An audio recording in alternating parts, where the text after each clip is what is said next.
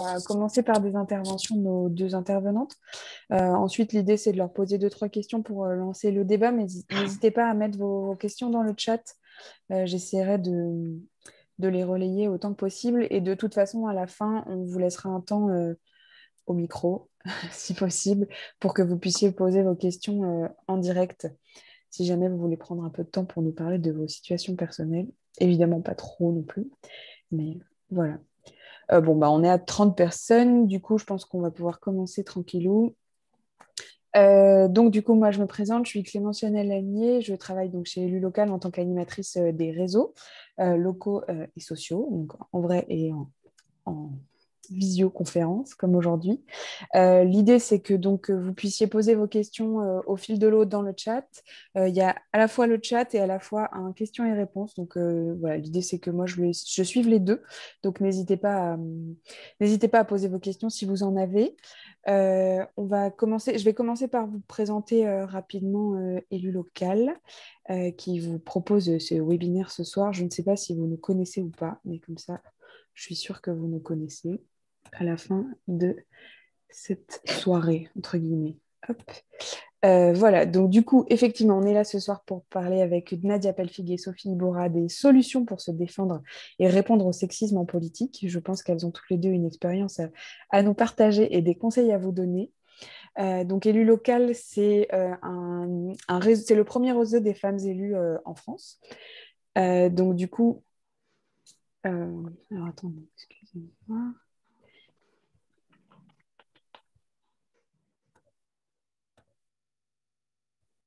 C'est le premier, effectivement, réseau des femmes élues en France. On est là pour accompagner donc, les femmes en politique, vous soutenir, valoriser vos parcours pour lever les obstacles de votre engagement et vous permettre d'accéder aux plus hautes responsabilités politiques. Donc, ça passe par l'organisation de rencontres de réseaux locaux à travers les départements. Ça passe aussi par des événements comme cela, ce soir, en visioconférence. On est au cinquième webinaire d'élu local depuis cette année. On a abordé certaines thématiques. Le mois dernier, on était avec Françoise Gattel et Virginie Duby-Muller pour parler de la place des femmes en politique. Et donc voilà, c'est par ces différents biais-là, notamment, et par le biais de la formation. On organise des formations à destination de toutes les femmes élues en France pour vous accompagner et vous aider donc, à lever les obstacles, à vous sentir un peu plus à l'aise dans votre mandat et à pouvoir évoluer selon les ambitions qui sont les vôtres. On a commencé. Voilà, je voulais refaire un point avec vous sur la place des femmes en politique telle qu'on l'entend aujourd'hui. Donc, c'est pas acquis, c'est le moins qu'on puisse dire. Après les élections de 2020, on n'a que 20% des femmes, 20% des maires qui sont des femmes, 38% des députés qui sont des femmes, 20% de présidentes de région, 12% de présidentes de PCI. Enfin, voilà, vous les avez à l'écran. On peut le constater malgré toutes les lois sur la parité. Rien n'est acquis et c'est par le biais de la formation, par le biais des réseaux, par le biais de l'entraide entre femmes élues qu'on va réussir à avancer, à faire évoluer les choses. Donc aujourd'hui, on est là pour parler de sexisme. Si vous avez des sujets que vous souhaitez aborder dans les prochains rendez-vous, n'hésitez pas à nous en faire part. On sera ravis de mobiliser des intervenants pour échanger avec vous sur différents sujets. Et donc, je voulais commencer aussi par une définition et un chiffre. Donc, du coup, commencer par une définition qui est celle du sexisme, définie par le ministère chargé de l'égalité entre les femmes et les hommes. Alors, le sexisme est une idéologie qui repose sur l'idée que les femmes sont inférieures aux hommes. Ces manifestations sont très diverses, des formes à l'apparence anodine, stéréotypes, blagues, remarques, jusqu'au plus grave, discrimination, violence, meurtre. On a sur donc, le groupe Facebook de la communauté des femmes élues, vous êtes peut-être sur lequel vous êtes peut-être. On a fait passer un sondage il y a quelques jours pour savoir si vous avez déjà été victime de sexisme au cours de votre carrière politique. Et je crois que sur 150 personnes à peu près, on est arrivé à un pourcentage de 60%, tout en sachant que dans les commentaires, il y avait beaucoup de débats. en fait, sur la question de est-ce qu'une blague, est-ce que subir des blagues, c'est être victime de sexisme ou pas. Certaines d'entre vous ont l'air de penser que oui, d'autres que non. Et voilà, donc sachez que dans la définition qui est proposée par le ministère, les blagues et les stéréotypes et les remarques sont considérés comme du sexisme. Voilà, donc peut-être que certains d'entre vous reverront leur position à l'aune de cette définition ou pas. D'ailleurs, c'est un sujet qui peut être ouvert au débat. Euh, je vais en profiter pour vous faire passer un petit sondage. Normalement, il y a des questions qui vont apparaître sur vos écrans. N'hésitez pas à répondre pour qu'on sache un peu justement ce que vous en pensez. Est-ce que vous avez été victime de sexisme ou pas au cours de votre carrière politique? Et pendant que vous répondez à ces questions, je vais donc commencer par présenter nos deux intervenantes. Donc Nadia Pelfig, qui est 5e vice-présidente de la région Occitanie, en charge du développement économique, de la recherche, de l'innovation et de l'enseignement supérieur. Merci beaucoup d'être là avec nous ce soir. Et Sophie Ibora, vous êtes directrice des relations institutionnelles de la Tribune, vous êtes membre de personnalité qualifiée du Haut Conseil à l'égalité femmes-hommes et vice-présidente de la CPME. Du coup, on va commencer par donner la parole à Nadia Pelfig. Bon, chacune de vous pourra intervenir et puis ensuite peut-être vous poser des questions et poser les questions de notre audience. Du coup, voilà, Nadia Pelfig, est-ce que vous pouvez peut-être nous représenter votre parcours? Est-ce que vous avez rencontré des obstacles au cours de votre parcours politique? Est-ce que vous avez des conseils à donner aux élus qui sont présents ce soir? D'abord, bonjour à toutes et à tous. Je ne sais pas s'il y a du tous, mais bonjour, bonjour en tout cas. Remercier vraiment les locales de cette initiative. Je pense que ce sont des initiatives salutaires et ce soir, j'ai la chance, l'honneur d'être intervenante avec Sophie Bora, mais je suis certaine que je vais en apprendre de vous autant que vous allez en apprendre de nous. Et en tout cas, ces lieux d'échange sont pour moi éminemment précieux. Aujourd'hui, je suis en charge effectivement du développement économique, de l'enseignement supérieur, de la recherche et de l'innovation pour la région Occitanie, qui est une grande région de 6 millions d'habitants. Et donc avec des compétences qui sont souvent dans des univers assez masculins, notamment les questions d'ingénierie financière, parfois les questions d'entrepreneuriat, mais Sophie en parlera très bien, sont quand même dominées par des intervenants hommes. Il y a bien sûr des femmes et des dirigeantes qui sont présentes dans les milieux économiques, mais le fait est que dans les prises de parole, les conférences, c'est souvent quand même des plateaux assez masculins. Ça me permet de vous signaler, en même temps que je me présente, de vous dire que bien sûr, on salue toutes le fait qu'il y a de plus en plus de femmes élues. Simplement, par exemple, alors qu'à l'Assemblée nationale, il y a eu une vraie croissance du nombre de femmes, puisque c'est presque 40% des sièges, le temps de parole des femmes à l'Assemblée, c'est 3,8%. Et donc, il y a évidemment, moi, dans le parcours qui a été le mien, toujours un contraste entre, sur le papier, le nombre de femmes élues, des missions, et puis dans la réalité, dans la présence, dans la visibilité, quand même beaucoup moins de femmes sur les plateaux et les temps médiatiques. Avant d'être en charge de l'économie, j'étais en charge des finances quand c'était la région Midi-Pyrénées. Alors là, autant vous dire que c'était quand même le désert niveau femmes.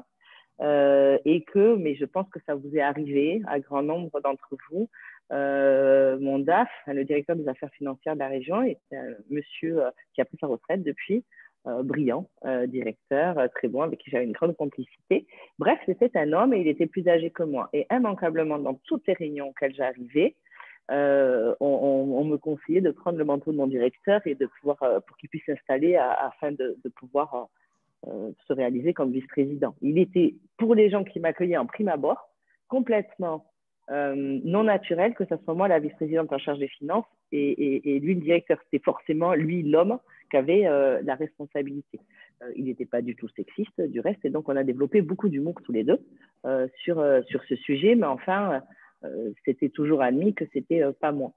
Moi, je viens d'un milieu modeste, du quartier du Mirail, pour ceux qui connaissent Toulouse, qui est un quartier plutôt défavorisé, qui a mauvaise presse. Moi, j'étais dans une famille, par contre, de classe moyenne, dans des écoles qui étaient assez stigmatisées, mais plutôt sur le côté des faciès, arabes, noirs, Et du coup, moi, je me suis engagée très tôt dans les luttes contre les discriminations racistes pour lutter contre ça, et notamment parce que moi, la première fois que je vote à l'élection présidentielle, on est en 2002 et c'est la première fois que Jean-Marie Le Pen arrive au second tour, et moi qui suis une femme de gauche, je me retrouve à voter pour Jacques Chirac.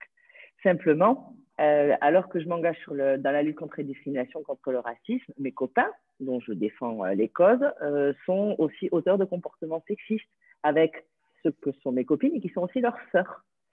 Et donc, mes premiers engagements contre le sexisme, c'est assez contrasté parce que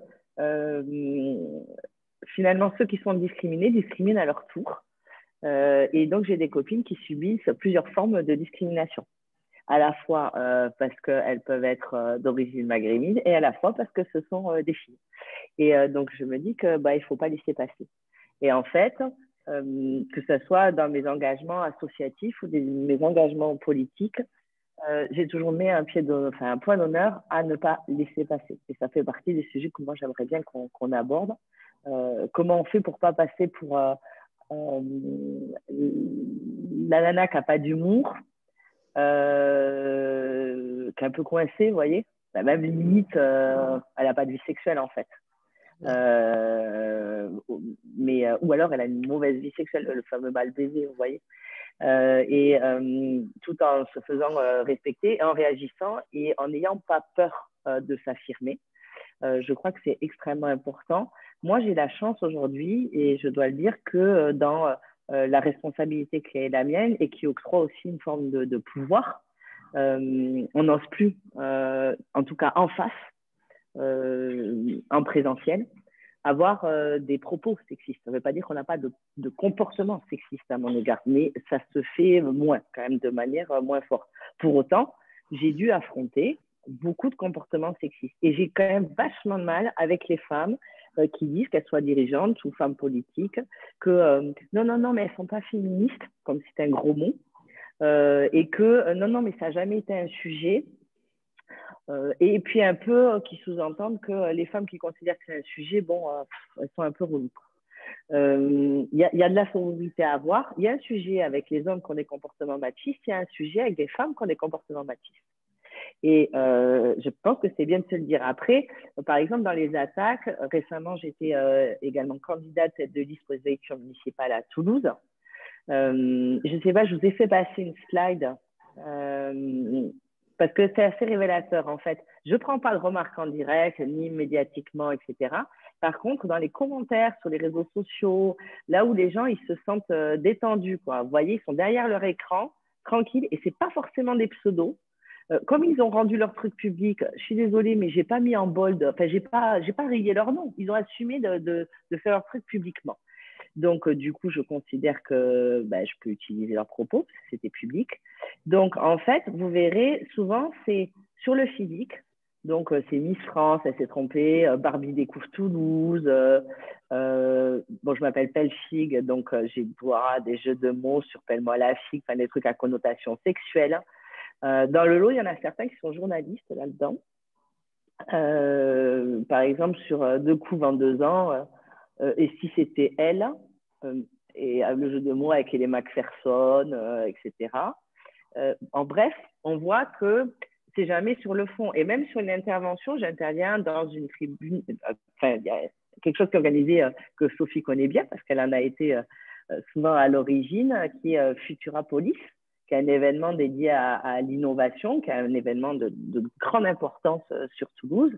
Et ce jour-là, j'intervenais sur le fait de concilier écologie et économie. Et en fait, l'essentiel des commentaires, alors que j'intervenais, se sont portés sur mes lunettes. Il y a sûrement des choses qui devaient être intéressantes au-delà des lunettes. Je ne dis pas que tout l'été, je me suis appliquée, mais je pense que voilà, on peut passer au-delà du physique et de ce type de commentaires. Là, je vous ai mis un florilège, et ce que je disais à Clémence d'Élu Local, c'est que je n'ai pas mis là, par contre, tout ce qui était au-delà de la vulgarité, les trucs pornographiques que je peux recevoir, ça existe, hein. les mecs pensent que, je ne sais pas ce qui leur passe par la tronche, hein, mais ils m'envoient des photos d'autres femmes. Enfin voilà, ils vont de suite dans un registre de ce type-là. Et ça peut être en dessous de commentaires sur la tendance économique et les chiffres de la Banque de France, quoi. C'est quand même assez percutant. Donc voilà, bon, c'était ce que je voulais vous dire. Et là, dans ces cas-là, sur les réseaux sociaux, soit je laisse, soit je nettoie. En fait, ça dépend aussi des humeurs, hein. Je vous avoue qu'il y a des moments où je fais la saturation, donc je bloque, etc. Autrement, je réponds. Et puis là, comme on le fait là ce soir, je les affiche aussi. Parce que des fois, on a l'impression que qu'on est un peu tout seul face à ça. Ben voilà, il faut être clair, ça arrive à beaucoup d'entre nous. Twitter, c'est un réseau, par exemple, qui est assez violent. Moi, c'est un réseau sur lequel je suis présente. Je crois que j'ai une communauté de 16 000 followers, etc. Évidemment, il n'y a pas du tout de la bienveillance. Il y a des jours où on supporte, puis il y a des jours où on ne supporte pas. En tout cas, moi, c'est mon cas. Il y a des jours où je suis plus vulnérable face à ces attaques. Voilà. Donc ça, je le partage volontiers avec vous. Puis après, on reviendra peut-être sur la manière dont, moi, en tout cas, ça m'est utile de réagir. Merci beaucoup. Je vais, si tout le monde est d'accord, enlever cette slide qui est parlante, certes, mais qui va un peu nous agresser les yeux pendant toute la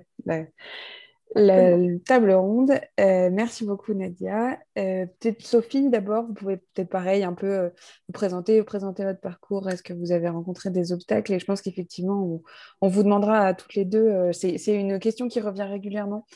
Quels conseils vous avez à donner, effectivement, pour ne pas passer pour l'hystérique de service, mais réagir en toutes circonstances, parce qu'il faut toujours réagir. Et du coup, ça, je pense que nos élus sont preneuses de conseils. Sophie, je vous en prie. Oui, merci Clémente. Bonjour à toutes et à tous. Ben, moi aussi, je suis super ravie d'être avec vous aujourd'hui, avec Nadia évidemment, et puis avec vous tous derrière les écrans. Moi, mon parcours, c'est un parcours plutôt d'entrepreneur, plutôt dans le monde de l'entreprise, puisque depuis le tout début, voilà, j'avais 24 ans, je crois, quand j'ai fondé une TPE dans la publicité, la communication. Et puis ensuite, j'ai suivi un chemin avec plusieurs sociétés, donc un parcours d'entrepreneur assez tôt finalement. Et je n'ai pas été salariée très longtemps. En fait, je crois que ça m'est arrivé 2 fois. Voilà, c'est un parcours aussi d'engagement, évidemment, depuis très tôt aussi, comme Nadia. J'étais engagée, moi aussi, à l'époque de cette percée du Front National, et c'est ce qui a motivé mon engagement, alors non pas dans un parti directement, mais avec quand même des sensibilités, moi aussi, de gauche à l'origine. Et c'est à ce moment-là que je me suis rendu compte que, évidemment, il fallait s'engager pour les mêmes raisons que Nadia aussi, sur le racisme, etc. Et puis, du racisme, on est arrivé à des sujets plus corrélés, et donc le sexisme. Moi, j'ai une culture familiale politique, parce que j'ai des grands-parents qui étaient très engagés politiquement. C'était des réfugiés espagnols sous Franco, et donc dont un grand-père qui était condamné à mort, et donc très impliqué. Donc une lignée, une culture familiale du côté du papa assez marquée. Et puis plus tard, une maman aussi qui s'est engagée à politique et qui aujourd'hui même est encore en mandat, puisqu'elle est députée de la Garonne. Donc voilà, donc chez nous, à table, on parlait depuis le plus lointain souvenir, on parlait beaucoup de politique, on parlait beaucoup de société, d'enjeux de société, de mixité, de racisme, de sexisme, etc. Donc tout ça pour vous dire que j'étais un peu biberonnée à tout ça. Et donc, inévitablement, j'ai décidé, en parallèle de mon parcours d'entrepreneur, d'essayer d'avoir un parcours de femmes engagées sur les questions d'égalité entre les femmes et les hommes. De fil en aiguille, j'ai monté des associations, on a monté des projets. Nadia, tu t'en rappelles, on avait fait Execo, on avait fait un club paritaire d'entreprise. Et puis voilà, donc j'ai toujours été là-dedans en Occitanie, puisque moi je suis toulousaine, hein, j'habite à Paris aujourd'hui, mais je suis toulousaine et attachée à ma région. Et donc, de fil en aiguille, je me suis engagée sur ces questions et donc j'ai eu l'immense honneur de pouvoir intégrer le Haut Conseil à l'égalité entre les femmes et les hommes en tant que personnalité qualifiée depuis 2 ans. Je me régale, hein, évidemment. Donc, juste le Haut Conseil, c'est un organe qui est indépendant, qui est chargé non seulement d'auditionner un peu tous les acteurs, les actrices qui sont en relation avec ces questions, et puis de faire des propositions au gouvernement pour faire avancer l'égalité entre les femmes et les hommes. Donc, voilà, je me régale. Et enfin, parallèlement, du fait que je sois entrepreneur, j'ai voulu m'investir aussi pour les entrepreneurs, mais pas n'importe lesquels, les très petites entreprises et les PME, les plus petits, et particulièrement sur l'entrepreneuriat des femmes. Et donc, c'est comme ça que j'ai commencé à Toulouse, d'abord à la CPME 31. La CPME, c'est la Confédération des petites et moyennes entreprises. Et puis ensuite, on m'a gentiment proposé de monter au national, comme on dit. Et donc, je suis en charge aujourd'hui, je suis vice-présidente de la CPME nationale, en charge de la place des femmes dans l'économie. Voilà un peu pour le parcours. Pour l'expérience, comme Nadia, bien sûr qu'on a rencontré du sexisme tout au long de notre parcours, avec la différence peut-être pour moi où finalement j'ai eu peut-être de la chance. Alors je ne sais pas si c'est de la chance ou si c'est le fait d'être engagé sur les questions d'égalité, si vous voulez, ça calme un peu l'ambiance. Quand vous rencontrez, y compris des chefs d'entreprise, des hommes en général, qui sont sensibles sur ces questions, bon, vous affichez un petit peu quand même au conseil à égalité, tout ça. Bon, ils n'osent pas trop, donc c'est peut-être aussi pour ça. Donc, par contre, j'ai vu du sexisme autour de moi, j'ai vu des situations des plus, entre guillemets, anodines, ce qu'on considère comme anodin. Donc, on parlait tout à l'heure de la fameuse remarque sexiste, de la petite blagounette qui passe à la grosse blague, qui passe à la blague répétée.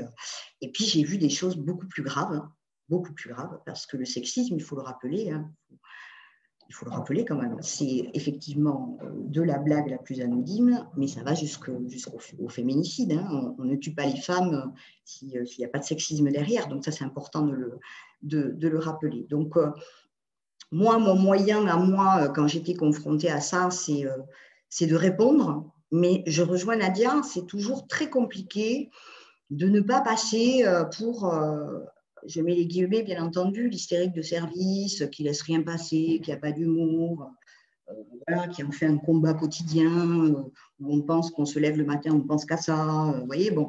Donc c'est très difficile et en même temps ne pas répondre. Et je vous avoue que dans ma jeunesse, j'ai accepté de ne pas répondre.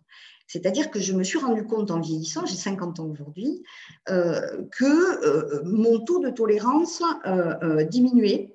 Mais étant plus jeune, est-ce que c'est un manque de confiance? Est-ce que c'est un contexte aussi? C'est-à-dire il y a 20 ans, il y a 25 ans, j'ai accepté, comme beaucoup d'entre nous, de ne pas répondre à des attaques sexistes. Aujourd'hui, je ne l'accepte plus. J'essaye d'y mettre les formes, j'essaye d'être pédagogue, d'expliquer les choses, en quoi ça peut être blessant, en quoi ce n'est pas juste, en quoi ça contribue à des choses qui ne sont pas acceptables.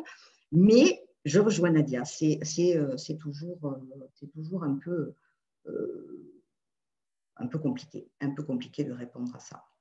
Qu'est-ce que je voulais vous dire aussi, peut-être alors des conseils, moi, je n'en ai pas forcément à donner. Je crois que j'ai toujours écouté mes intuitions, j'ai méprisé les misogynes, parce qu'à un certain degré, à un moment donné, il n'y a même plus de pédagogie, quoi.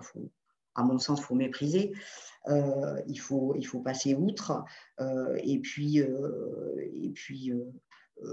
j'ai essayé, ça aussi c'est important, de soutenir les femmes.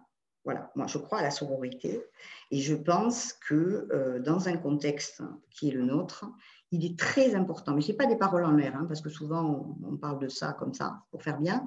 Je pense qu'il est important que nous, en tant que femmes, nous soyons en capacité de faire très attention et d'être attentives aux autres femmes, que ce soit en politique, que ce soit dans l'entreprise, que ce soit dans la société, et que si on peut, à son petit niveau, contribuer à aider les femmes, les accompagner, les fédérer, les valoriser, les mettre en lumière, etc. Je crois que là aussi, il y a une clé, parce que quand on est unis, on est plus fort. Et je crois que c'est très important de s'entraider, de faire la courte échelle aussi, notamment aux nouvelles générations de femmes qui sont extraordinaires, ont des choses à prouver et qui ont un vrai rôle à jouer sur ce fléau qui est le sexisme. Voilà. C'est parti un peu tout azimut, mais je crois que j'ai dit ce que j'avais envie de dire. C'est l'essentiel. Merci beaucoup. Effectivement, on a plusieurs sujets du coup qui reviennent, enfin pas encore dans les questions, mais je pense que ça va pas tarder. Il y a la question effectivement de l'âge. J'ai eu beaucoup, moi, enfin, je suis arrivée chez Élu Local il y a un peu moins d'un an et j'ai eu pas mal de personnes qui ont pris contact avec nous parce qu'elles étaient jeunes et qu'elles avaient l'impression qu'en plus d'être une femme, elles avaient le jeunisme qui était un problème dans leur comment dire, légitimité, quoi. C'est-à-dire que du coup, elles en devenaient carrément illégitimes, encore plus que d'être juste une femme. Elles étaient en plus femmes et jeunes. Je sais pas, vous pourrez peut-être nous dire ce que vous en pensez parce que vous avez été toutes les deux engagées très tôt et voir est-ce que c'est quelque chose qui évolue avec l'âge ou pas du tout.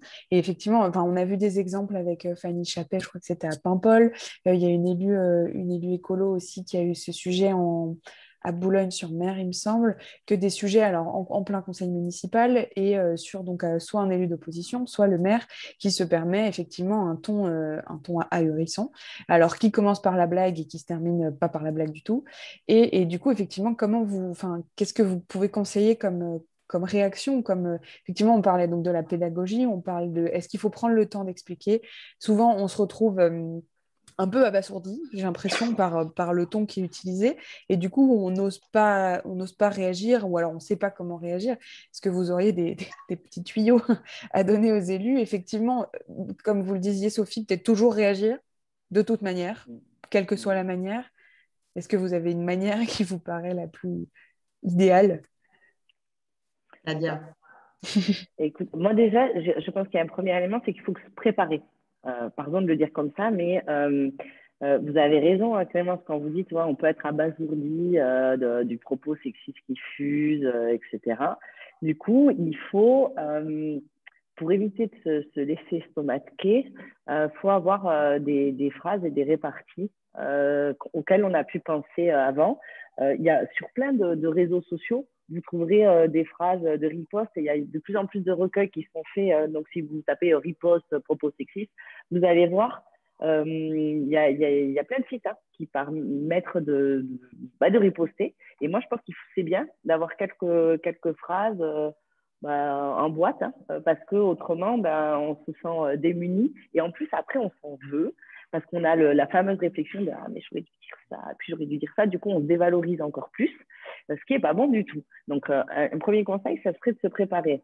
Un autre conseil, c'est aussi moi, je suis pour le pas laisser passer, mais ça demande, c'est vrai, de la force. Mais quand on est en position de force, c'est-à-dire, par exemple, que quand vous êtes en tribune, vous êtes au micro, vous êtes en interview, et que là, vous entendez la petite remarque sexiste, vous avez évidemment un autre propos à délivrer, un autre message à délivrer. Et moi, je pense que c'est bien d'arrêter de prendre son temps, de marquer un temps de pause et d'y aller franco, quoi. C'est-à-dire que vous répondez, et point par point. Et vous alignez des chiffres et vous expliquez que des comportements comme cela, c'est ce qui construit aussi une société de la domination, de la violence. Et moi, je vous incite d'ailleurs à aller voir, il y a une intervention de la première ministre australienne, Julia Gillard, et je vous mettrai à la limite le lien, qui, suite à un commentaire du président de la Chambre des représentants, un commentaire sexiste, elle part sur 15 minutes. Bon, franchement, elle le laisse en charpie, mais c'est très constructif, ce qu'elle met. De la même manière, vous connaissez sûrement Alexandria Ocasio-Cortez. Pareil, il y a un républicain qui la traite de bitch. Du coup, elle y va et elle prend la parole et elle y va cash. Et moi, je pense qu'il faut le faire, ça, de ne pas laisser passer. Après, il y a un autre élément, c'est qu'il faut trouver des alliés. Là, je voyais dans le chat il y a des fois, il y a des femmes qui ne sont pas solidaires.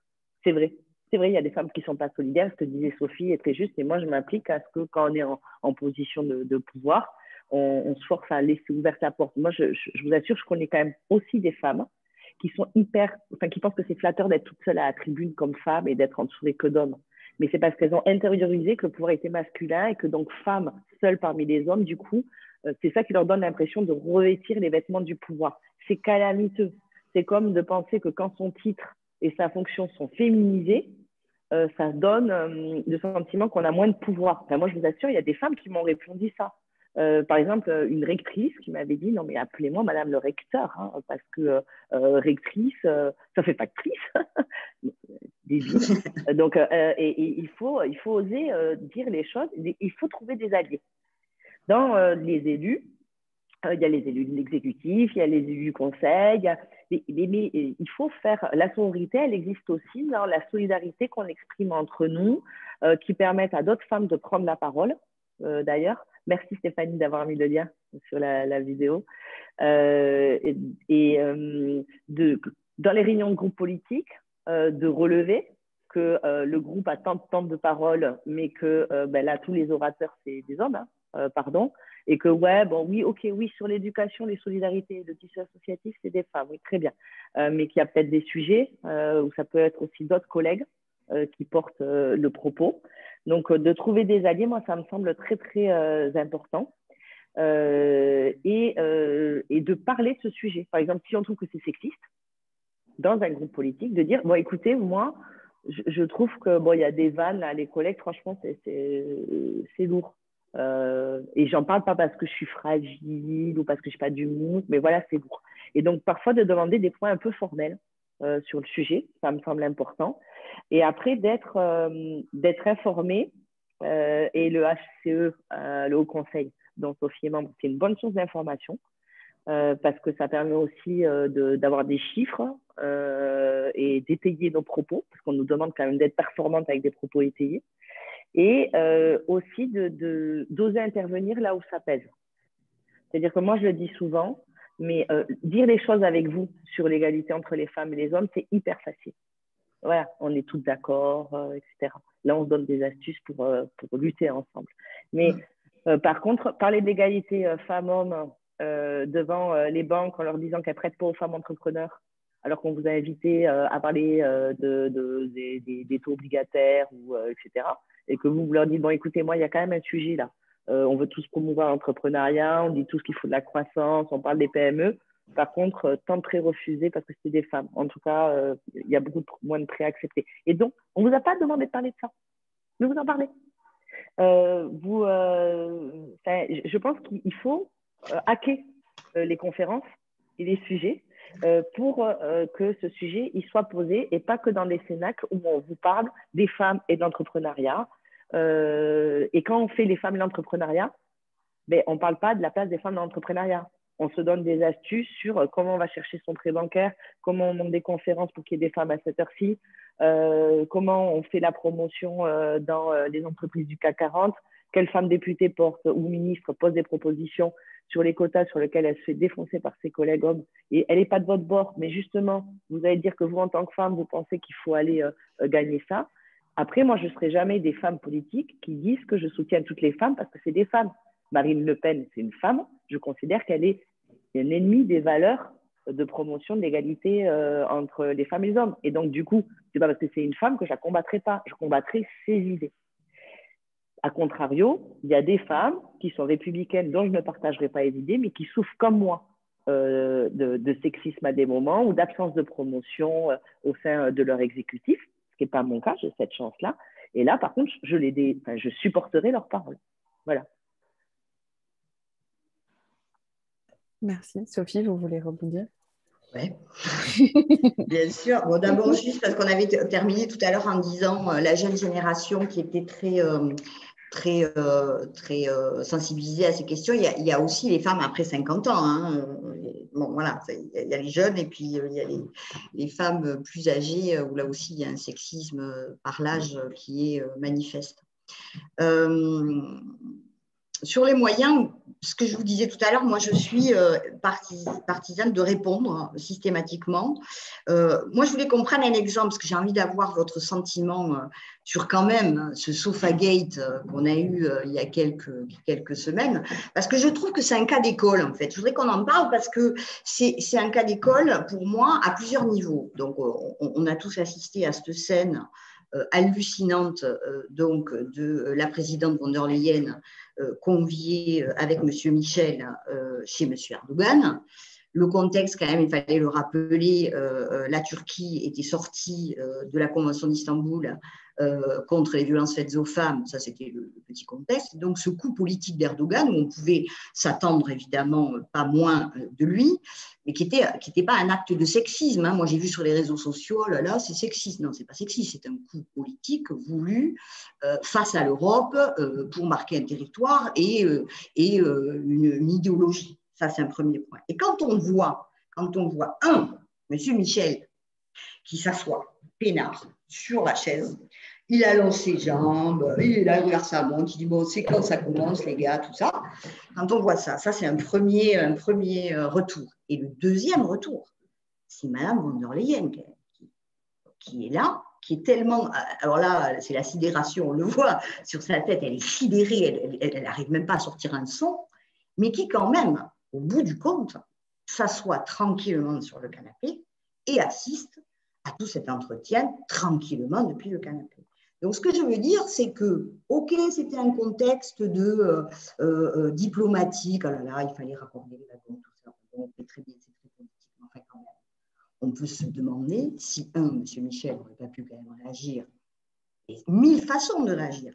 Je laisse ma place à Mme von der Leyen. Je dis à M. Erdogan, non, ça ne va pas être possible parce que Mme von der Leyen n'a pas de place. Bon. Et Mme von der Leyen, est-ce qu'elle n'aurait pas pu, à un moment donné, marquer le territoire et marquer la désapprobation? Alors, je ne sais pas. Il fallait qu'elle parte, il fallait qu'elle lui dise, il fallait qu'elle ne s'assoie pas. Je n'ai pas la solution. Mais ce que je veux vous dire, c'est que là, face au monde entier, encore une fois, on a eu une espèce de cas pratique qui nous montre à quel point ça ne tilte pas dans l'esprit. Alors qu'après, dans les réseaux sociaux, moi, j'ai vu des choses, oh là là, c'est inadmissible et tout ça. Ouais, c'est inadmissible. Mais moi, j'ai attendu que l'Europe réagisse. Il a fallu une semaine pour qu'elle réagisse, l'Europe. Et donc, je pense, et moi, je suis une Européenne convaincue, et je suis très fière d'être Européenne, je pense que là, politiquement, il fallait marquer le coup. Soit par M. Michel, soit par Mme von der Leyen, soit par un communiqué, je vais y arriver, de l'Europe, etc. Et donc là, ça illustre bien, et c'est pour ça que je suis pour répondre, quelles que soient les circonstances. Alors évidemment, en fonction du contexte, avec plus ou moins de forme, avec ce que l'on peut faire, ce que l'on ne peut pas faire. Mais laisser faire, je pense que c'est la très mauvaise solution. Et donc moi, j'avais envie de vous entendre là-dessus, sur ce Sofagate, et ça m'intéresse. Voilà. Merci beaucoup. N'hésitez pas, si vous voulez prendre la parole, à lever la main pour que je puisse vous donner la parole. En attendant qu'il y ait des réactions, soit dans le chat, soit… Ah bah non, il y a quelqu'un qui lève la main. Alors, on ne va pas attendre. Allez-y, Sophie Hacker. Il faut mettre votre micro, par contre. Oui, voilà. Je crois que l'exemple que vous citez, il rejoint exactement les réflexions de nos collègues tout à l'heure qui disent que c'est une histoire d'âge. Je ne veux pas excuser Mme Van der Leyen, mais elle a plus de 50 ans. Et moi, j'ai aussi 54 ans. Et très sincèrement, j'ai éduqué ma fille vraiment pas vers le féministe, mais pour que justement elle réagisse à ces situations-là, et elle le fait très bien. Et nous, on a été éduqués dans un contexte sociétal où l'homme est encore voilà, le patriarche et autres. Et je pense que sans vouloir l'excuser, elle aurait eu 20 ans ou même 10 ans de moins, je pense qu'elle n'aurait pas réagi pareil. Je ne l'excuse pas, mais je rejoins juste mes collègues en disant l'âge, aujourd'hui, on est quand même une génération, moi je me ressens comme une génération transitoire entre la société patriarcale où moi j'avais mes deux grands-mères qui étaient à la maison, famille bourgeoise, à la maison, on ne travaille pas. Ma mère qui a commencé à travailler, mais visiblement c'est gênant, et puis nous maintenant c'est une évidence. Mais on a encore cette culpabilité et ce réflexe de soumission aux hommes parce qu'on a eu ce modèle-là. Et heureusement que les jeunes ne l'ont pas. Donc, les jeunes de 20 ans, je vous encourage. Voilà. Et je pense que je ne veux pas excuser, mais je pense que l'âge est important dans sa réaction. Voilà. Merci.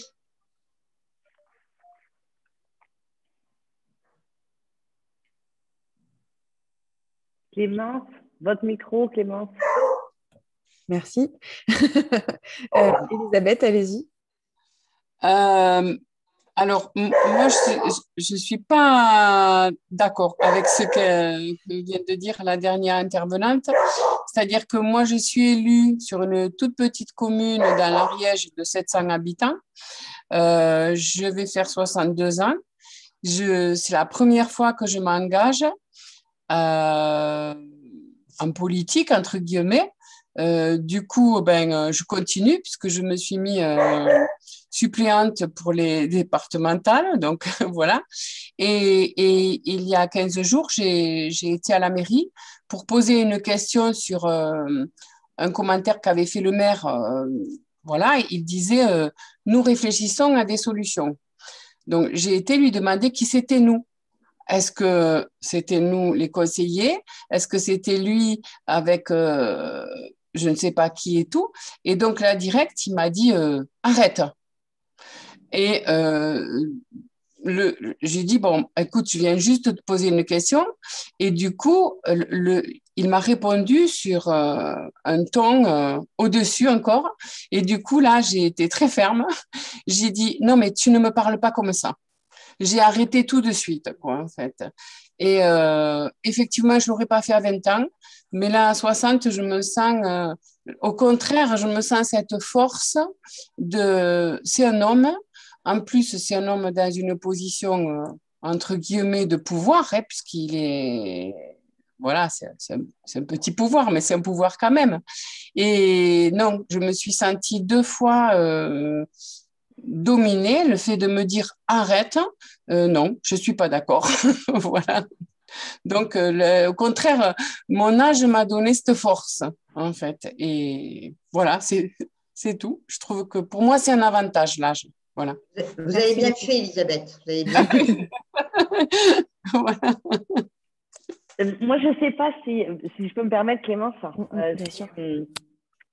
Sur l'âge, moi, je pense alors, je ne sais pas, l'influence de l'âge, il y a beaucoup l'influence du contexte et il y a aussi la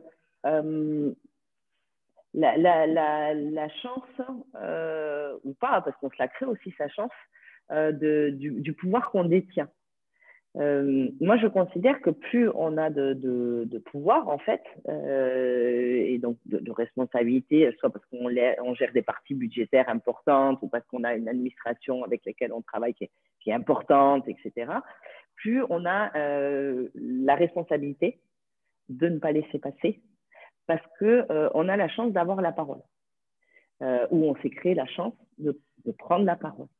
Et il y a quand même beaucoup de femmes qui n'ont pas cette parole. Et donc, si nous, on laisse passer et qu'on laisse témoin des femmes qui n'ont pas la capacité de pouvoir renvoyer dans leur but des comportements inadaptés, du coup, quel message on envoie aussi aux femmes qu'on représente également, qui sont dans nos administrés, sur la manière de se faire respecter. Et ça, je crois que c'est pas forcément qu'une question d'âge. C'est aussi la position que vous occupez dans une institution ou dans un parti politique ou dans une structure associative.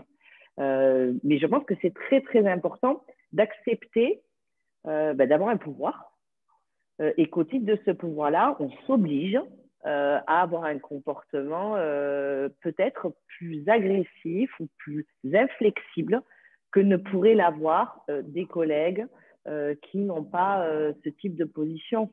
Moi, je sais parfaitement que par rapport à une élue régionale qui n'a pas de délégation particulière, donc qui n'est pas membre de l'exécutif, je sais que moi, en tant que vice-présidente, sur une délégation qui est importante pour une région dans l'économie, si moi, je ne dis rien, je pense qu'à côté, elle va avoir des difficultés à prendre la parole. Tout à l'heure, une collègue disait, oui, mais quand votre chef d'exécutif, qui est une femme, qu'elle soit mère ou autre, dit rien face à des propos sexistes, ou même certaines s'en accommodent, hein, ben moi, je pense qu'il faut, c'est compliqué, hein, je le sais, hein, mais c'est là qu'il faut trouver des alliés, femmes ou hommes, aller une première fois lui dire gentiment, écoute, voilà, on est tous là sur des valeurs républicaines et franchement, il y a des comportements qui sont un peu lourds, on pourrait t'en parler comme chef de l'exécutif, etc. La plupart du temps, elle redeviendra un peu vigilante. Si ce n'est pas le cas, moi, je pense qu'il faut mettre un rapport de force, hors collectif pour le coup. Mais du coup, il faut trouver des alliés. Il y a ça, effectivement. Et puis, il y a aussi, moi, ce que j'appelle la prévention, en fait. Parce que même là, il faut faire un peu de prévention. Moi, je suis intimement persuadée que certains hommes ont certains comportements parce qu'ils considèrent que, et souvent, elles ne prennent pas suffisamment d'elles-mêmes le lead. C'est-à-dire que je m'aperçois que, et c'est normal, hein, c'est humain, on s'attaque toujours à celle, ou celui, en l'occurrence ici celle, qui est un petit peu plus discrète, qui n'ose pas prendre la parole, qui n'ose pas défendre ses idées, ses propositions, etc., plutôt que quand la femme s'affirme, s'impose.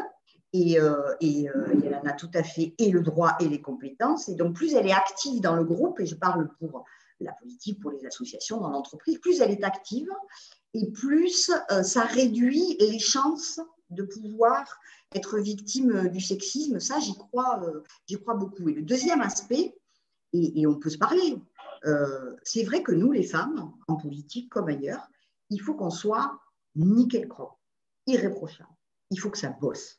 Il faut que les dossiers soient connus, mais de A à Z.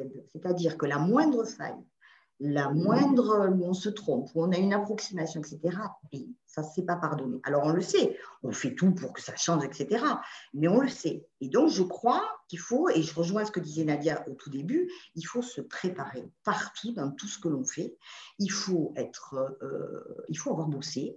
Et donc, à partir du moment où vous prenez le pouvoir, vous n'avez pas peur de l'autre ou de celui qui est en face, vous prenez votre place, vous décidez de la prendre, et en même temps, vous bossez, et donc vous avez des choses à raconter, des choses intéressantes, en général, ça se passe plutôt mieux que si on reste dans son coin et qu'on n'ose pas, ah oui, mais non, mais là, je ne vais pas parler, etc. Donc, moi, je crois beaucoup à ça. Et ce n'est pas facile, et c'est bien sûr que ce n'est pas facile, mais ça s'apprend, je crois. On peut se faire accompagner. Il y a des tas de formules pour se faire accompagner.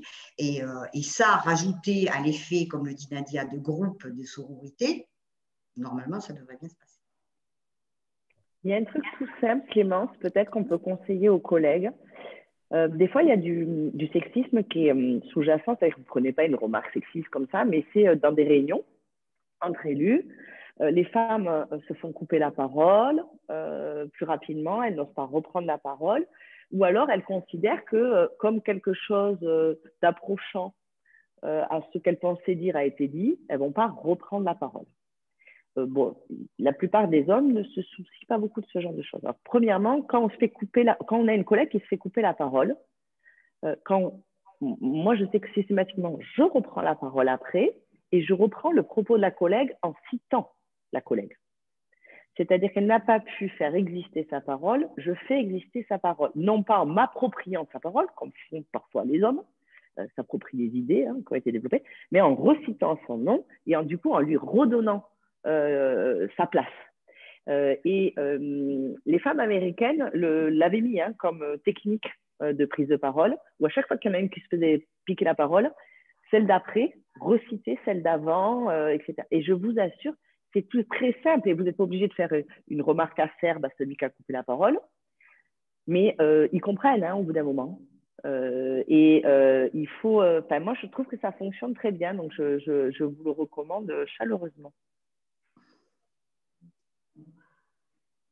Effectivement, on nous en avait parlé, et je crois que c'est au cabinet de Barack Obama que les femmes du cabinet ont commencé à mettre ça en place.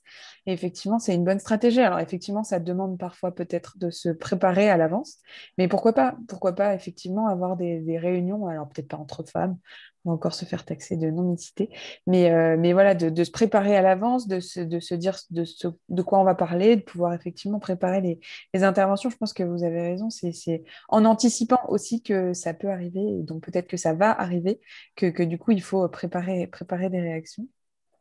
Alors, il y a Corinne Brossard qui veut prendre la parole. Je vais lui laisser la parole. Allez-y, Corinne. Il faut mettre votre micro. Corinne, on ne vous entend pas. Sinon, il y avait une question, si jamais vous arrivez à avoir votre micro. Ah, voilà, on vous entend, voilà. Ça y est. Bonsoir. Oui, je voulais dire que vous me remontez le moral. Voilà, c'est ça. Et que j'ai mis le petit mot, je suis la personne qui s'est fait agresser hier par un méchant maire.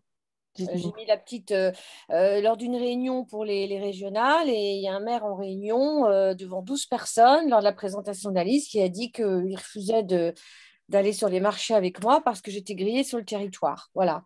Sachant que sur la liste, il est après moi. Donc, c'est un vieux monsieur qui pourrait être mon grand-père. Je dois dire que j'ai été vraiment, vraiment violentée hier. Mais pourtant, je pensais être quelqu'un de fort et c'est d'une extrême violence. Alors, j'ai répondu, je suis restée très calme. Personne n'a réagi autour de moi. Alors, les femmes, il y a une femme qui est venue en disant ça, c'est inadmissible, mais je ne l'ai pas entendu dire. Le chef de file, qui est un homme, m'a dit mais c'est pas grave. C'est pas grave, faut pas y faire attention. Bon, et ce que je voulais dire au niveau évolution, c'est qu'il faut avancer, c'est que pour la première fois, j'ai pris mon téléphone et j'ai appelé le chef de campagne et je le lui ai dit. C'est-à-dire qu'avant, je n'arrivais pas à le faire parce que je ne voulais pas être dans le rôle de la victime. Et là, je l'ai fait pour qu'il sache, parce qu'aujourd'hui, on doit le dire. Et ça, ce genre de choses, on peut se demander pourquoi les femmes ne veulent pas faire de politique, tellement c'est difficile, parce que c'est du bénévolat, c'est pas rémunéré, moi je suis pas à la retraite, enfin il y a un moment on se dit, c'est des problèmes personnels aussi, parce que parfois il y a des renvois de coups, donc voilà, ça je voulais dire vraiment que ça me fait du bien de vous entendre, et j'avais une petite question à vous poser. Autour de moi, je vois pas mal de qui sont plutôt douces, plutôt délicates, plutôt discrètes, qui prennent tous les postes. Alors, suppléante pour les départementales, oh, bon, on est venu me chercher, mais je n'avais pas envie. Pour les régionales, pareil. Alors, vous êtes en train de dire, bah, moi, j'aimerais bien. Et puis, vous voyez toutes ces femmes qui passent devant vous et qui disent, oh, bah, je n'ai pas vraiment envie, mais je l'ai fait parce qu'il n'y avait personne. Alors, qu'est-ce que vous pensez Alors, quand je vous vois, la vérité, c'est que ça existe. Mais moi, je n'en vois pas autour de moi. Alors, je me dis, bon, j'ai peut-être trop de caractère, ce n'est pas pour moi, parce que le sexisme, ce n'est pas obligatoirement vous parler de votre silhouette. C'est aussi vous casser pour que vous restiez à votre place et que vous ne rentriez pas dans l'arène.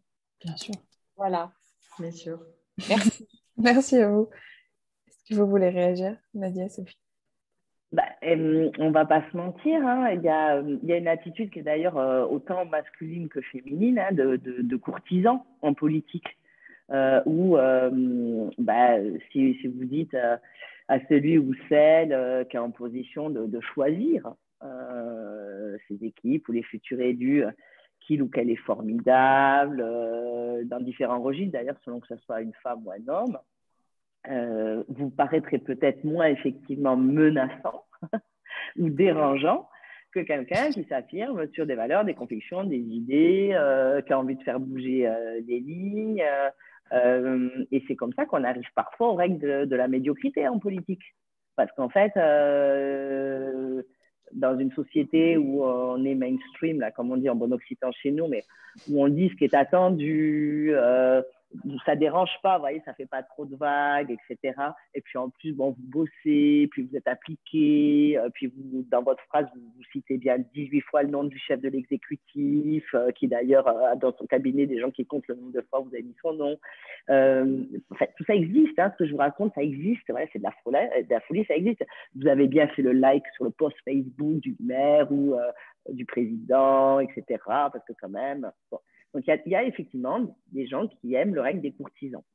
Il y a quand même aussi encore des gens intelligents qui ont envie de gens qui sont efficaces, quoi, surtout qui font. Donc, c'est là que moi, je pense que c'est quand même plus valorisant d'être considéré comme efficace, même si on est un peu dérangeant.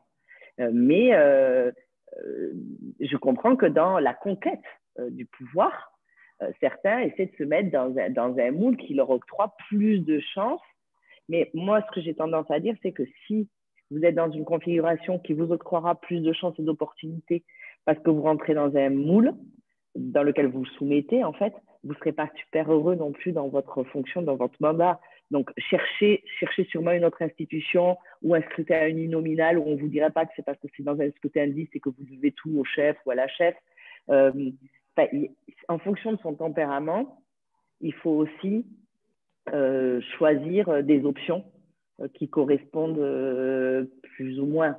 Et 1000 fois d'accord avec Sophie Bourgade, là, qui disait, même quand la personne ne s'est pas fait couper la parole, c'est important de citer les femmes qui ont émis des idées. Oui, c'est vrai, parce que dans cette attitude justement de montrer patte blanche, pour pouvoir être autorisé à développer des idées, il y a un truc qui a été démontré scientifiquement, hein, c'est que femmes ou hommes, on cite, comme l'a dit machin tout à l'heure, et on cite plus souvent les exemples d'hommes que la parole des femmes.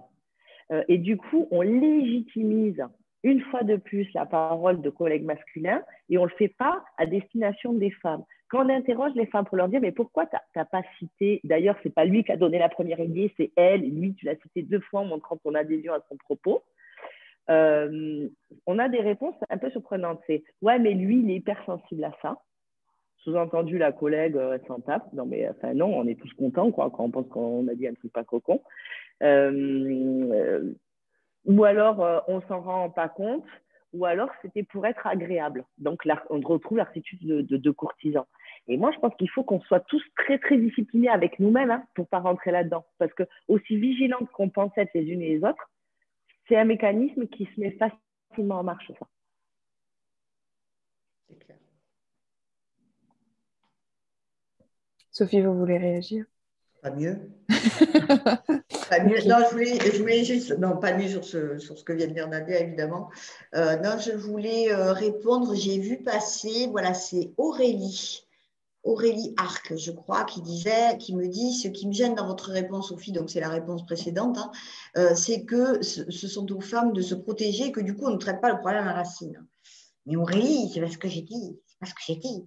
Ce ne sont pas aux femmes se protéger et laisser les hommes continuer à faire leurs bêtises. Je trouve que c'est les deux, en fait. Quand je parlais de prévention, c'est moi qui ai du mal à m'exprimer, mais je crois que, évidemment, qu'il faut traiter le mal à la racine et c'est ce que beaucoup de femmes et d'hommes se proposent, y compris des femmes et des hommes politiques qui font les lois. Et au HCE, croyez-moi, on y travaille largement pour que les choses changent. Mais je voulais vous dire juste qu'effectivement, je crois, et même si c'est malheureux, que nous devons être meilleurs que les autres. Voilà. Et évidemment, je rêve d'un moment où on pourra être aussi bête et aussi incompétente que les hommes et avoir des places.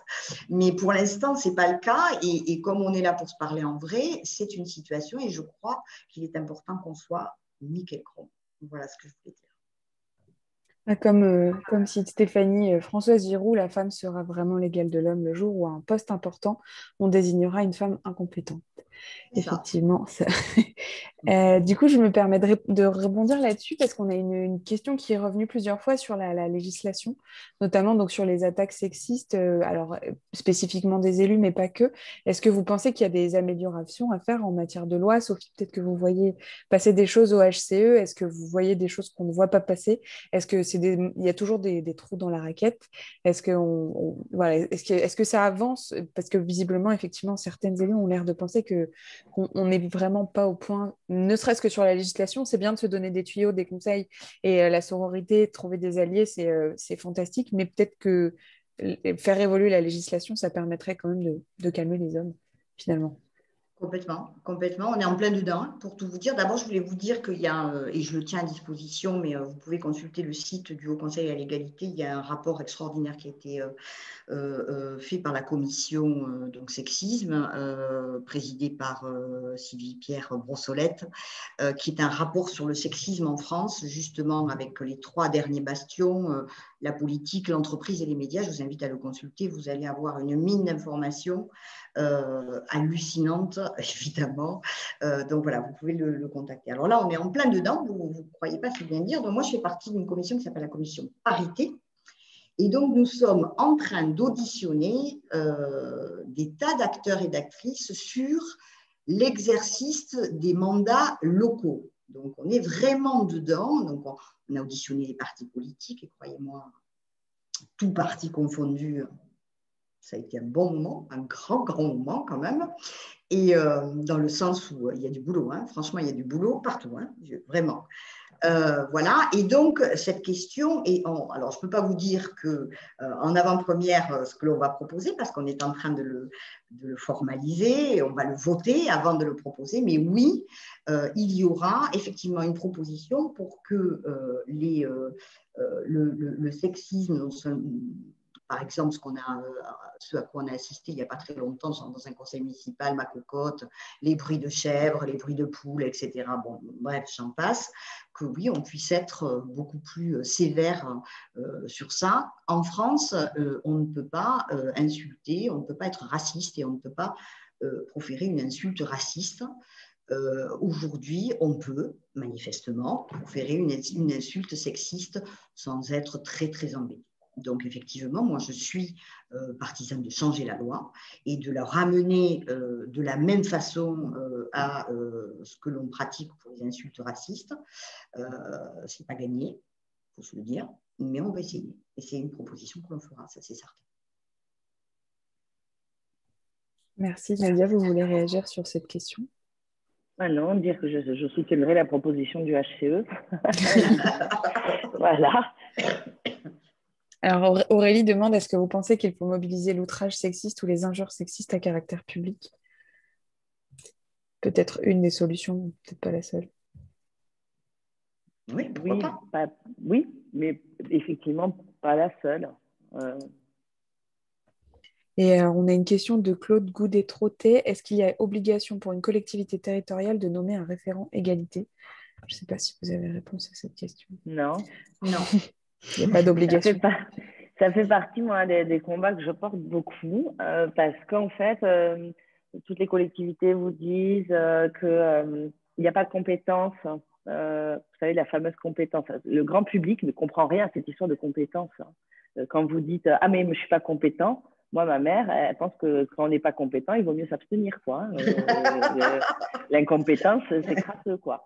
Donc, bon, voilà. Donc, vous connaissez, vous êtes élu, donc vous savez que c'est le Code général des collectivités territoriales qui dispose des sujets de compétences. Et donc, l'égalité femmes-hommes, c'est la compétence de personne ou de tous. Sauf que quand la compétence de tous, vous pouvez décider de ne rien faire sur le sujet.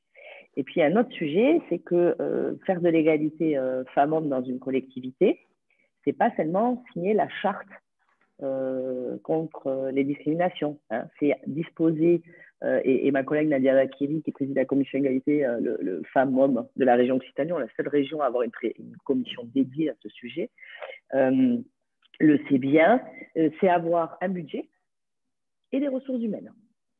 Si vous prétendez faire de l'égalité femmes-hommes, mais qu'il n'y a aucun budget alloué et aucune ressource humaine, alors dans des petites collectivités, des petites mairies, etc., moi je connais hein, les problématiques de déficit d'ingénierie, de budget faible, etc. Je ne dis pas qu'il faut un ETP, mais il faut que dans les services, il y ait un correspondant pour cette compétence-là, qui peut être une partie de son ETP. Mais s'il n'y a rien, vous pouvez être certain qu'il ne se passera à rien.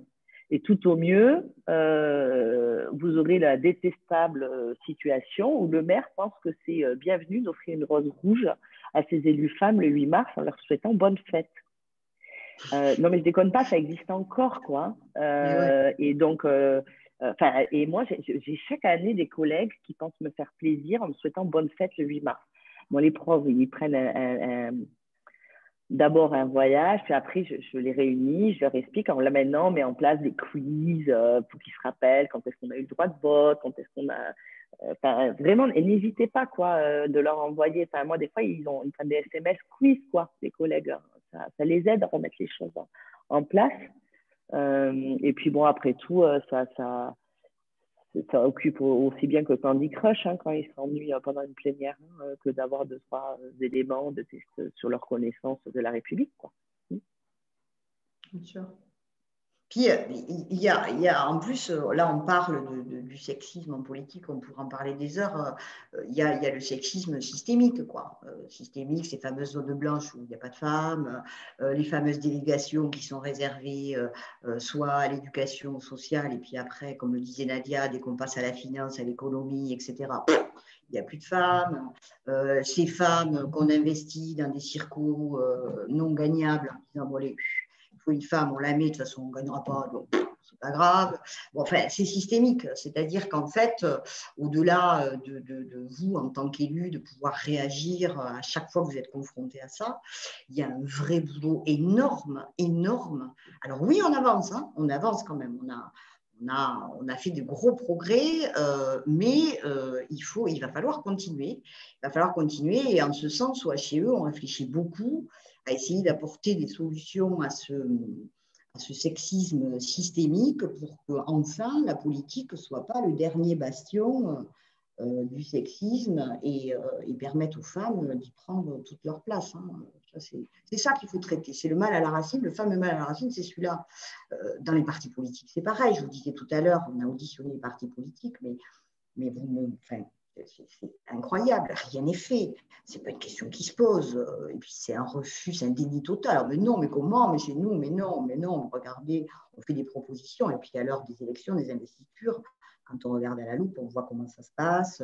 Les patrons des fédérations, c'est des hommes. Enfin bon, je pourrais y passer 3 heures. Donc, je crois que, en fait, c'est là que tout se joue. Et on en revient au pouvoir de la loi quand même. Hein. Moi, je suis très attachée à ça. Je crois qu'on a tous un job à faire, la société entière, nous les femmes, les hommes, tout le monde. Mais je crois que quand même, la base de tout ça, c'est d'être en capacité de légiférer, d'imposer un certain nombre de choses. Et tant pis si ça touche, parce que sans ça, on n'y arrivera pas. Voilà, je vous le dis, je ne suis pas très optimiste. Je plombe un peu l'ambiance, mais sans la loi, et on n'y arrivera pas. Voilà. La loi, et puis il y a certaines pratiques aussi, peut-être nous-mêmes dans nos institutions à défendre. Par exemple, quand on est invité sur une conf ou sur des plateaux, on demande généralement, nos cabinets, quand on a la chance d'avoir des équipes et des staffs, demandent qui sont les autres intervenants. Avoir la vigilance permanente de vérifier que s'il y a 4 intervenants, vous n'êtes pas la seule femme.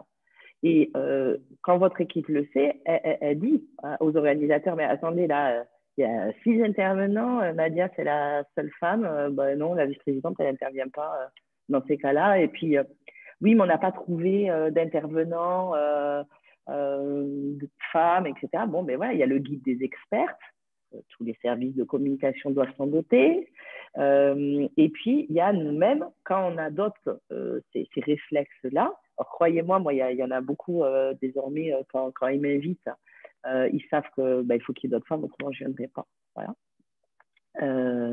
Ou alors que si jamais ils ont été très malins, ils ont fait un panel que fonctionnel et qu'il se fait que c'est que des présidents d'entreprises ou de syndicats patronaux ou que sais-je, et que donc du coup c'est par rapport à la fonction que je ne vais pas pouvoir dire grand-chose, si, je commence par là, mon intervention. Et s'ils regardent tous leurs pompes, je leur dis que ça ne sert à rien de prendre un air d'humilité et de regarder leurs pompes, mais par contre que je suis très intéressée pour qu'ils développent peut-être pendant 5 minutes la manière, comment ils ont fait pour promouvoir des femmes au sein de leur organisation sur cette dernière année et quel est leur bilan social comparé. Donc je pense que ça, il faut lutter, mais nous aussi, dans nos institutions, par exemple, quand une mairie organise de petite taille le concert du 14 juillet, bon, si c'est toujours que des femmes chanteuses ou pas de femmes du tout, qu'il n'y a jamais de femmes musiciennes, etc., à nous aussi de dire dans nos propres majorités qu'il y a peut-être des vigilances à avoir sur ces sujets, que dans les prises de parole de compte rendu du mandat, les femmes, elles ne peuvent pas être aux extrémités ou dans la salle ou être celles qui accueillent les gens à l'entrée pendant que les élus hommes sont assis en position centrale sur une estrade. Donc, à nous d'être exigeantes dans les endroits où on est invité, mais d'oser aussi dans nos propres institutions appeler à la vigilance. Et moi, je vous conseille d'essayer de faire adopter des chartes pour nos services internes de communication sur l'obligation de féminiser les termes, de quand on parle des écoliers et des écolières, soit on parle des élèves, qui est un terme générique pour les filles et pour les garçons, soit on parle de la même manière des petites filles ou des petits garçons de nos écoles, ou de nos collégiens et nos collégiennes, de nos lycéennes, de nos lycéennes. Enfin, vraiment, il faut s'appliquer, nous aussi, à visibiliser les femmes et le féminin et à être inflexible. Complètement. Merci beaucoup. On a une question de Shanaz Rodriguez, qui veut prendre la parole. S'il y a peut-être 2 ou 3 personnes qui veulent poser des questions, n'hésitez pas à lever la main. Pareil, je vous donnerai la parole. On va peut-être s'arrêter après. Shanaz Rodriguez, allez-y. Bonjour, vous m'entendez? Oui, tout à fait. Alors, donc, je suis conseillère municipale déléguée à l'égalité femmes-hommes, donc à Bondy dans le 93, donc une commune de 56 000 habitants. Je suis très contente parce que je me suis imposée lors des dernières campagnes municipales pour qu'on crée cette délégation pleine et entière. Donc, il a fallu auprès de mes collègues masculins voilà, montrer l'importance de l'égalité femmes-hommes, comme quoi c'était une mission transversale et qu'il y avait beaucoup de jobs à faire. Donc voilà, je rejoins parfaitement ce que vous avez dit. Ce n'est pas simplement mettre une charte et célébrer les journées, enfin le 8 mars comme chaque année. Donc voilà, j'essaye d'intervenir auprès de mes collègues en transversalité, surtout auprès de l'éducation. Enfin voilà, sensibiliser sur tout ce qui se passe, sur les violences conjugales, sur l'égalité professionnelle. Ça devient aussi une obligation. Maintenant, chaque collectivité a l'obligation de mettre en place l'égalité professionnelle pour réduire les écarts de rémunération, de formation, de recrutement. Mais il y a notamment, alors c'est vrai que ça évolue quand même ces derniers temps, il y a aussi le dispositif de signalement qui est à mettre en place. Excusez-moi, j'ai mon bébé qui pleure en même temps. Donc, à mettre le dispositif de signalement, c'est une obligation parce qu'il faut mettre aussi à côté des référents égalité. Enfin, voilà, et ça aide beaucoup. Ça aide pour la prise de parole auprès des agents municipaux, mais notamment auprès des élus. Je vous dis ça parce que moi, j'ai proposé à mon maire de mettre en place une formation de sensibilisation avec une association spécialisée, justement tout ce qui est harcèlement au travail, la VFT. Et donc, j'ai demandé à ce que tous les agents de la ville disposent de cette formation-là, mais notamment les élus. Donc, avec mes collègues, lors d'un bureau municipal, donc l'association est venue animer cette formation-là. Et je peux vous dire que ça a eu un effet bénéfique parce que mes collègues qui avaient un comportement, pour certains, assez blagueur ou qui nous empêchaient de parler quand il fallait prendre des décisions, eh ben, ont changé un petit peu leur comportement. Bon, il reste encore pas mal de choses à faire, mais voilà, c'est un grand pas. J'en fais mon combat. En tout cas, merci à vous pour ce webinaire très important. Enfin voilà, il faut continuer, il faut aussi qu'on fasse preuve au quotidien de sororité entre nous parce que c'est très difficile. Voilà, c'est tout ce que je voulais dire. Merci. Merci beaucoup. Et Sophie vous demande le nom de cette association. VFT, l'association, alors c'est pour les violences faites au travail. AVFT. Okay. Voilà. AVFT, ça marche. Merci. Peut-être une astuce, Clémence, avant de vous laisser conclure, ou Sophie. En ce moment, il y a quand même une grosse tendance sur l'innovation. Il faut innover, la grosse injonction. Moi, je suis convaincue que l'innovation, c'est un levier de croissance notamment, et donc je soutiens les phénomènes d'innovation. Par contre, en politique, il y en a certains qui ne définissent pas tout à fait l'innovation, mais qui pensent qu'il faut innover, y compris utiliser l'innovation dans la communication.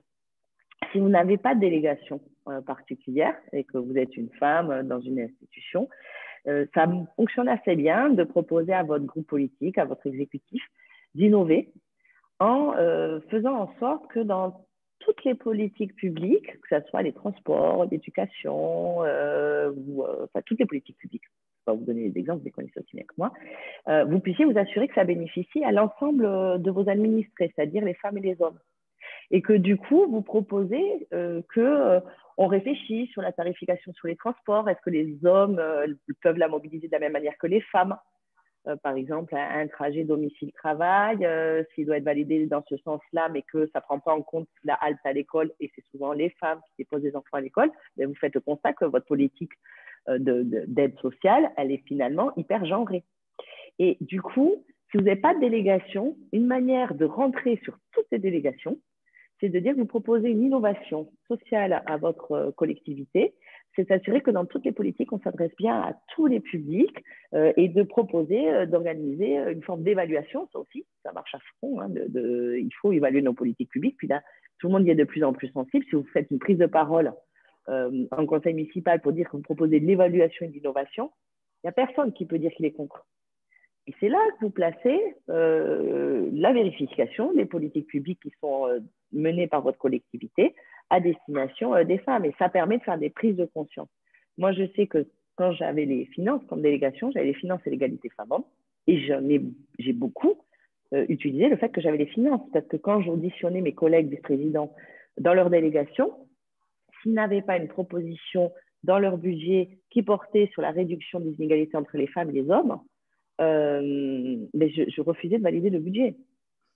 Donc, et ça permettait d'augmenter la part budgétaire dédiée à la lutte contre les inégalités femmes-hommes, parce qu'il y avait une enveloppe budgétaire dédiée, mais évidemment, elle était beaucoup plus petite que celle pour les transports ou que pour l'économie. Et sur l'économie ou les transports, on doit être respectivement sur 1 milliard et 800 millions dans la collectivité.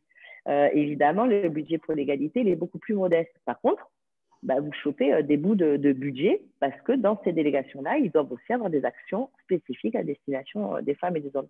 Donc, l'innovation, l'évaluation, et ça permet, y compris quand vous n'avez pas de délègue, de cranter et de mettre votre nez et d'essayer de faire avancer des politiques publiques. Merci. Sophie, je vous laisse conclure. Oui, conclure. Déjà, c'est fini? Mais non, c'est bien.